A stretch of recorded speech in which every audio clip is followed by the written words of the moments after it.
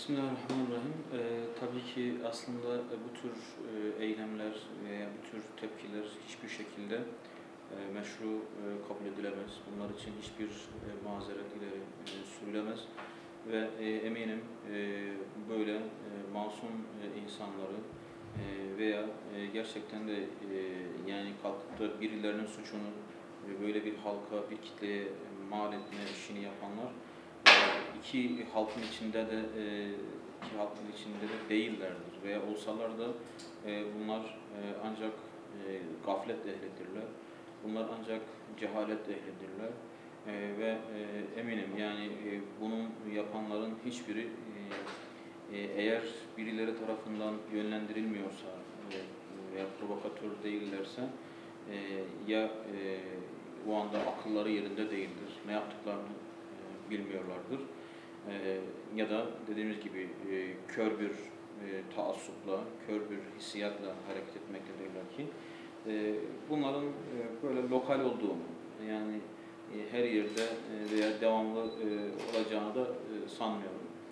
Çünkü geçmişte de belki bu tür bir takım kendini bilmezlerin benzer eylemleri olmuşsa da ümmetin beraberliği, birliği, kardeşliği her zaman galip gelmiştir. Ve dediğimiz gibi bunu herkesin bir şekilde yani kınaması gerekmektedir. Ve buna karşı kendi kitlelerini, çevrelerini uyarması gerekmektedir. Toplumda söz sahibi olan gerek yetkili kimseler, gerek kanaat önderleri, gerekse bir takım işte sivil yapılardaki inisiyatif sahibi kimselerin kesinlikle bu konularda çevrelerine yani olumlu bilgiler, yönlendirmeler yapması şarttır, zorunludur. Ve zaten bu tür zamanlar imtihan zamanlarıdır. Hani siz kardeşlikten bahsedersiniz ama bu tür zamanlarda kardeşliğinizi ne olduğu ortaya çıkar. O yüzden de böyle işte evet belki bir takım ölümler, bir takım cenazeler, bir takım hisleri bazılarının milliyetçi damarını, belki ırkçı damarını tahrik etmek amaçlıdır. Birileri böyle bir plan, böyle bir tuzak, böyle bir hile içerisindedirler. Fakat bu tuzağa düşmek tamamen karşı tarafın bu planı hazırlayanların emellerine hizmet etmek olur. Yani siz bir yerde bunu yaparken farkında olmadan da karşı tarafı büyütmüş, daha da cesaretlendirmiş, sevindirmiş olursunuz. O yüzden provokasyon nedir diye sorulduğu zaman herhalde tam da böyle bir şeydir denilebilir. Yani bu tür eylemlerin dediğimiz gibi en başta bu tür yani diyelim ki bir mevsimlik işçiyi işte sen Diyarbakırlısın, sen Urfalısın diye darp eden kişilerin yaptığı şey evvela kendilerine döner. Bunun zararı kendilerine döner. Çünkü hani bir insanın gözünü, kulağını yaralaması gibi bir şeydir ki bu bir hastalık alametidir. Yani nasıl ki psikopatlık denen bir kişilik bozukluğu var. Yani bu bir kişilik bozukluğu. Yani kişinin kendi vücuduna zarar vermesi gibidir. Çünkü bu toplum bir bedendir. Yani bir manevi bir şahsiyettir, bir vücuttur. Yani üstadın dediği gibi sen benim gözümsün, o benim kulağım. Her birimiz yani tek iki göz, iki kulak sahibi değiliz.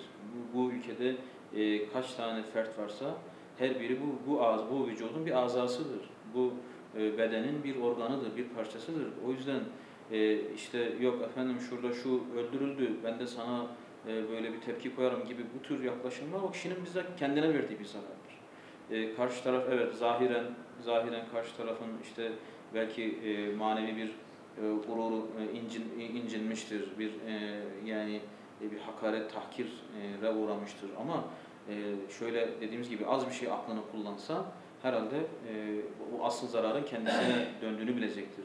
Çünkü yani maddi olarak da düşünsek bugün her alanda, her konuda bir Kırşehirli bir Batmanlı'ya muhtaçtır. Bir diyelim ki Vanlı Çorumlu'ya muhtaçtır. Veya işte bir Diyarbakırlı da Çanakkale'liye muhtaçtır. Yani yok efendim ben kendim yaşarım, kendim işte, yani maddi olarak kime muhtaçmışım diyemezsiniz. Çünkü siz öyle bir dünyada, öyle bir zamanda yaşıyorsunuz ki yani eskiden insanlar 3 şeye muhtaç idiyse bugün 3000 şeye muhtaçlar. Ve sizin o ihtiyaçlarınızın bir kısmını işte Diyarbakırlı karşılıyor, bir kısmını Trabzonlu karşılıyor, bir kısmını başka yerli karşılıyor. Bu işin maddi tarafı. Ama maddiyattan önce esas olan maneviyattır. Çünkü kişinin düşünün maneviyatı olmadan maddiyatın hiçbir anlamı yoktur. Yani bir kimsenin şerefi, haysiyeti, onuru yoksa, bu kimsenin parasının olması, maddi bir takım servetinin bulunmasının hiçbir anlamı yoktur. Dolayısıyla bizim için şu anda manevi olarak kardeşlik, manevi olarak fedakarlık, muhabbet, şefkat, merhamet bunlar öncelik. Bizi insan yapanlar da bunlardır zaten. Bizim eğer birbirimize karşı merhametimiz, şefkatimiz, muhabbetimiz, kardeşliğimiz, ülfetimiz, ünsiyetimiz eğer yaralanmışsa bizim şurada veya burada yaşamamız veya şu milletten veya bu milletten olmamızın hiçbir anlamı yoktur. Eşkıyalık veya bir takım terör adı neyse bunlar geçmişte de olmuştur, bugün de olacaktır, yarın da olacaktır. Ama hiç kimse bunları mazeret göstererek bir binanın temelini yıkamaz. Hiç kimse bunları mazeret göstererek bizim bir parçamızı, bir vücudumuzu yaralayamaz.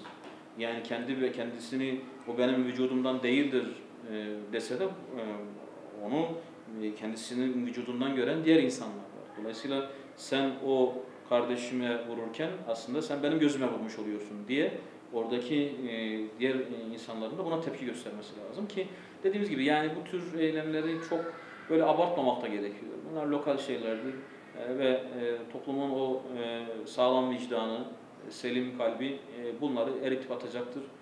Bunlara müsamaha göstermeyecektir diye düşünüyorum. Bugün zaten dediğimiz gibi terör eylemlerini bir şekilde finanse edenler veya işin dışarıdaki sahipleri, uzantıları zaten piyasaya sürdükleri figüranları bu amaçla sürüyorlar.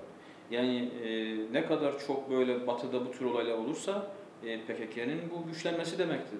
PKK'nın buradan nemalanması demektir. Az önce dediğimiz gibi yani plan sahiplerinin zaten amacı, zaten hedefi de budur. Yani işte duygusallığı bir yerde kullanarak, hissiyatı bir yerde kullanarak, işte insan toplumları yani galeyana getirmek, toptan muamele yaptırmak bir yerde amaçları budur. Ve bu sadece PKK'nın ekmeğine yağ sürmez. Bu dediğimiz gibi İsrail'in ekmeğine yağ sürer, bu Amerika'nın ekmeğine yağ sürer ve orada yani bir şekilde eskiden beri kimin bir takım emelleri varsa, kimin bir takım planları varsa onların zaten istediği bir şeydir bu.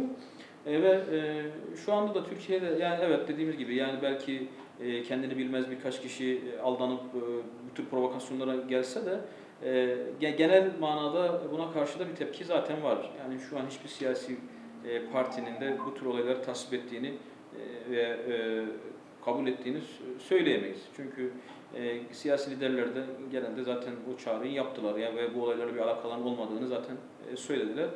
Bu tür kişiler dediğimiz gibi yani ya birilerinin maşası olan kişilerdir ya projenin taraflarıdırlar yani bir şekilde yani bu olaylar için kullanılan kişilerdir ya da kendini bilmez, akıl erdirmez birkaç serseriden ibarettir.